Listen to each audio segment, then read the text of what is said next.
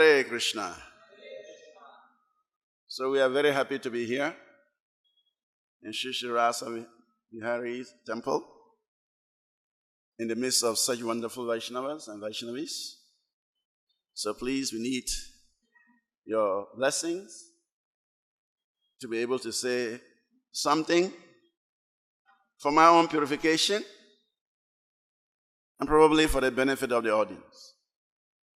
In particular, I want to seek the blessings of His Holiness Rama Govinda Maharaj and His Grace Braj Bihari Prabhu and all the other senior devotees here.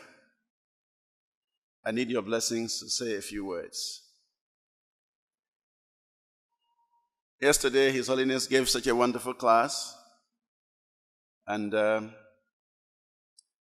I think I counted myself very fortunate to be here yesterday to hear such wonderful exposition of the science of bhakti.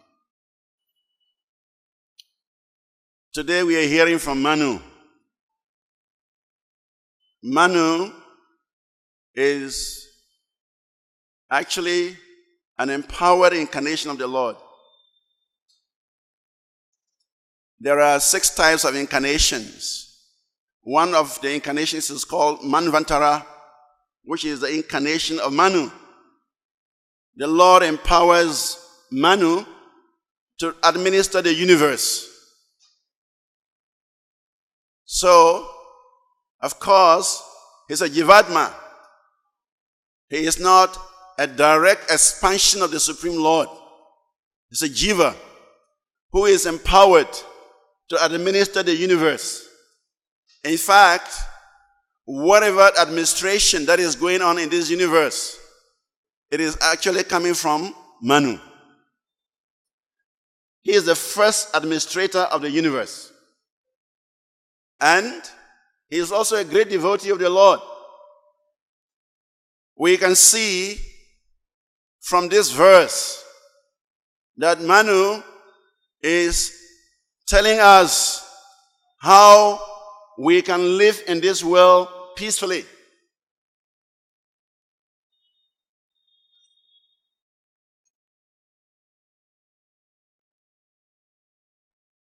So within this universe, the Supreme Personality of Godhead in His Super Soul future is present everywhere.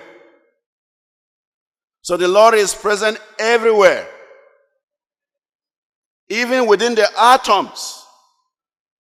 Within the atoms, the Lord is present. And Antarastam, in the Brahma Samhita, it is said that the Lord is present in every atom, every molecule. Everything that exists cannot exist without the Supreme Personality of Godhead.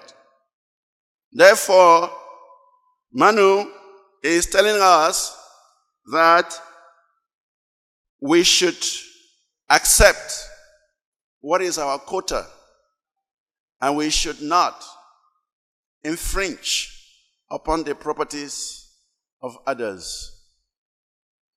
This is the peace formula, as Krishna has mentioned in Bhagavad Gita. Bhoktaram Jagya Tapasam 5:29. Krishna, He is the owner of everything in this world. Actually, somewhere else in the Bhagavad Gita 10:8.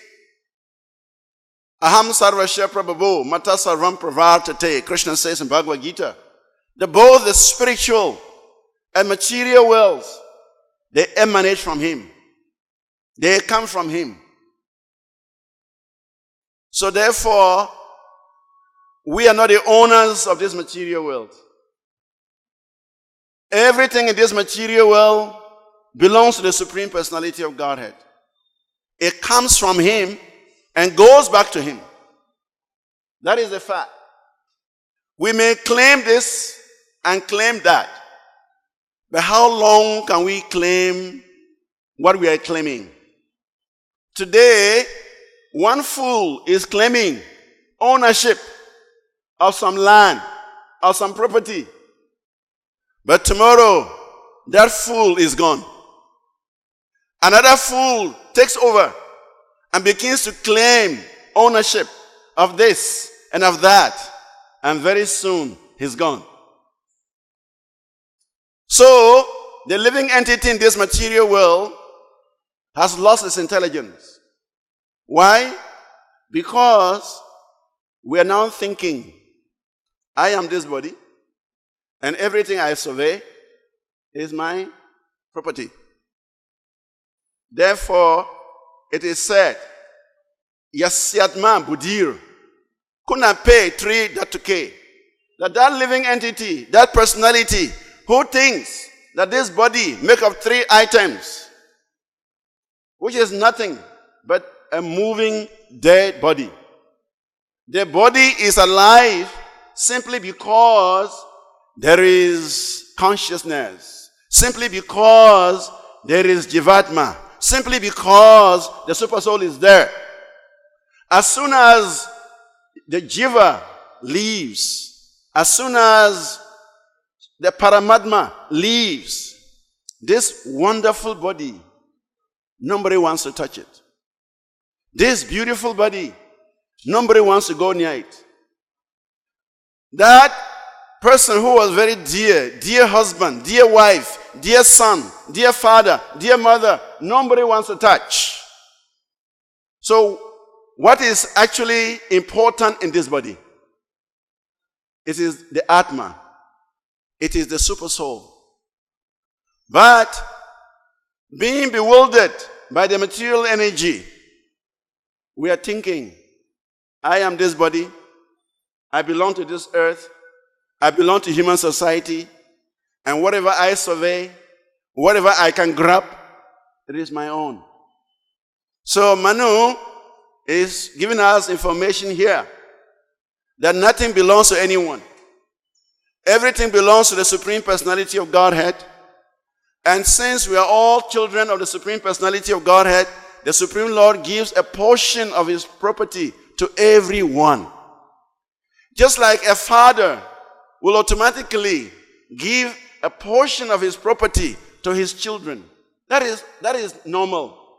So therefore, Krishna, the Supreme Personality of Godhead, gives a portion of his property to everyone in this material world to maintain the body and soul together. And we should not overstep our bounds. We should not infringe on others' property. And Srila Prabhupada mentions in the purport that anyone who does that is a thief. So we can see the material world is full of thieves. Because actually, everybody is grabbing more than he needs.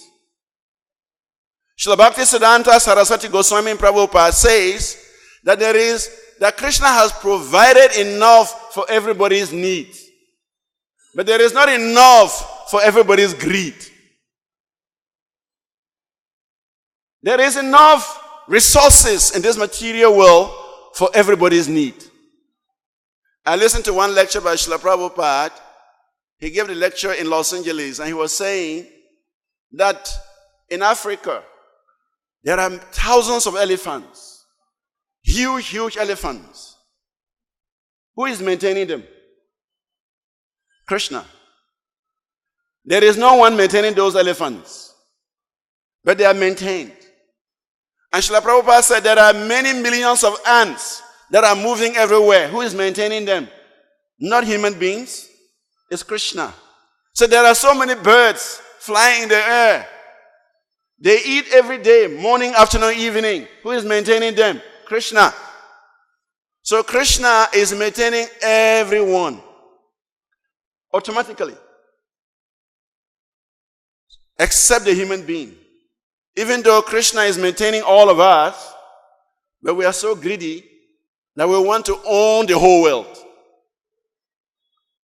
In the Nectar of Instruction, Srila Prabhupada gave the example that if you leave a bag of rice outside, a bag of rice, the birds will come. They will take as much as that can be contained in their gizzard, in their stomach, and they will fly away. So many birds will feed from that bag of rice. But let one greedy man comes. Let one human being comes. He will look here, he will look there, and he will carry the whole bag on his shoulder. He does not care for others. Yeah. He doesn't care whether his next neighbor has enough food or not.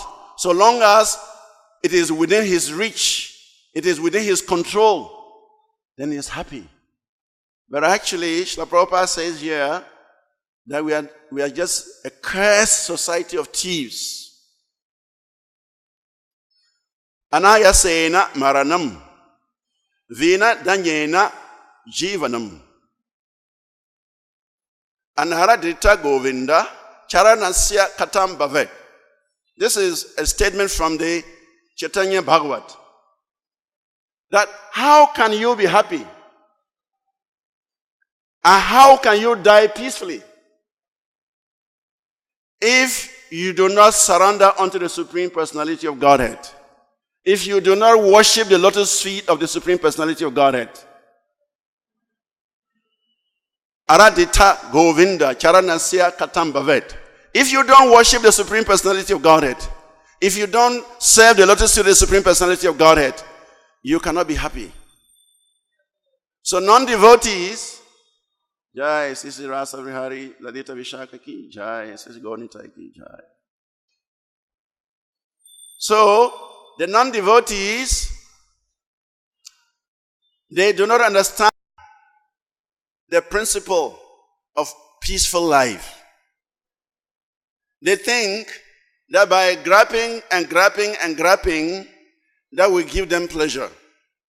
But actually, as Srila Prabhupada stated in this verse, in the purport of this verse, that a human society that is claiming any portion of this universe are a cursed society.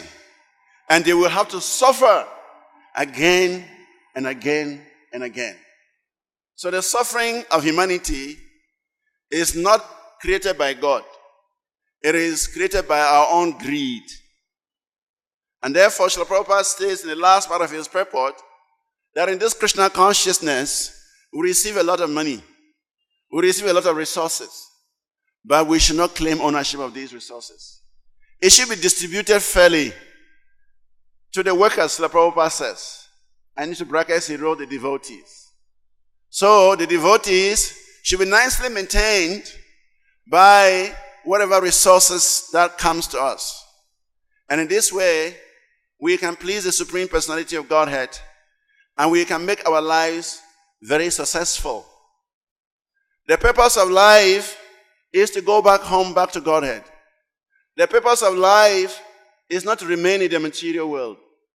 The material world is not our home. Srila Bhaktisiddhanta Saraswati Goswami Prabhupada often said that this material world is not a place for a gentleman. It is meant for crooks. It is meant for rascals. So as soon as we understand this, we should all work very hard to get out of this material creation. It is actually a prison house. It is Druga. Devi Dam is Druga's prison house, where the rebellious souls that do not want to serve the Supreme Personality of Godhead are thrown into this prison house. Just like in every state, there is a prison. And what is the prison meant for? For those who are disobedient to the laws of the state. So similarly, the material world is nothing but a prison house of the Supreme Personality of Godhead. And those living entities who do not want to willingly serve the Supreme Personality of Godhead are thrown into this Durga's, Devi's dam, where we are subjected to the three miseries of life. Miseries coming from our body, miseries coming from our mind, and miseries coming from the devas, natural disturbances, and other living entities. No one can escape. It doesn't matter where you take your birth. You have to go through these miseries. Because a prison house is a prison house. You may have a first-class prison house. You may have a second-class prison house. You may have a third-class prison house. But a prison house is a prison house. You have no freedom. Nobody has any freedom. There is no free man in this material world. Nobody is free. Even the richest man is not free. Even the greatest politician is not free. Even the head of state, he is not free. He has to drink water. If he's thirsty, he has to drink water. He has to sleep. He has to go to the toilet. He has to grow sick. He has to die. So how can we say we are free? No one is free. Everyone is being punished by the laws of nature. Once you have this material body, you have to go through the miseries of birth, disease, old age, and death. And that is why Srila Prabhupada, out of his great kindness, has made this facility of devotional service available to all of us. And if you take advantage of it, in this very life, we can go back home, back to Godhead, and be freed from all these miseries of life. In fact, if you read the 3rd canto of the Srimad Bhagavatam, 22nd chapter, from verses 31 to 38, we can see how Manu, Swayambhuva Manu, he led his life. Every day, Swayambhuva Manu will perform wonderful service to the Supreme Personality of Godhead. In fact, in the verse 35, it is described, Ayata Yama, that Manu, he would hear the glories of the Lord, he would contemplate on the glories of the Lord, he would write down the glories of the Lord, and he would chant the glories of the Lord. On daily basis, Manu would do this.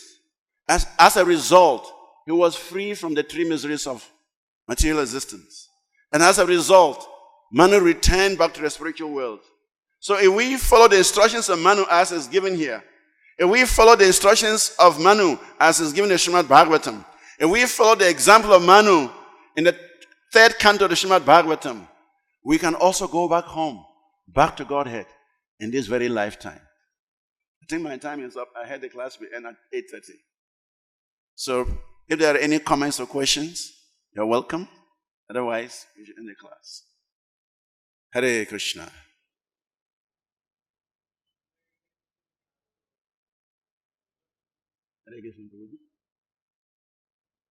Any question or comment?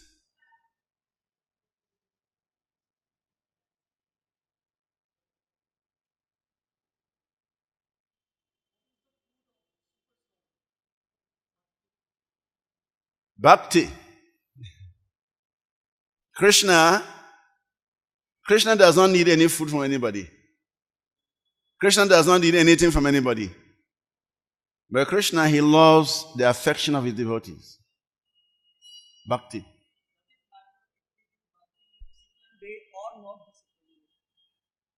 There is no question of not doing bhakti in a disciplined way. If you are not disciplined, you cannot do bhakti.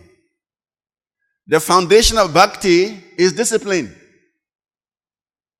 We have to be disciplined. Otherwise, bhakti cannot take place.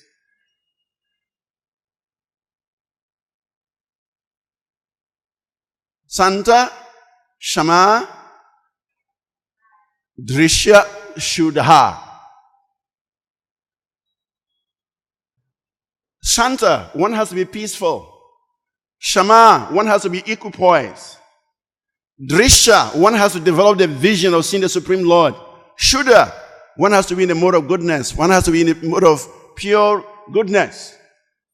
In order to serve the Supreme Personality of Godhead. And in order to return home to the spiritual world. Such a person, it says, Achyuta Priya Bandhava.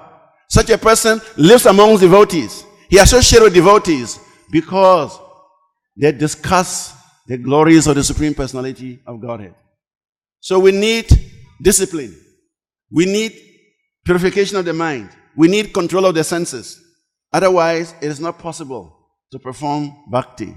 Actually, Srila Prabhupada says in one purport that this Krishna consciousness is a boon to human society. It's a boon to human society because it is an arousing of spiritual existence. It arouses spiritual existence in which the living entity can practice Krishna consciousness in his conditioned state. And by such practice, he can become elevated and return to the spiritual world. So we are given this opportunity. This nice temple, wonderful Vaishnavas, is an opportunity to come, associate, hear from them, and follow their footsteps. And guaranteed, we will be there at the end of these lives. Thank you very much. Srila Prabhupada ki Jai. Hare Krishna.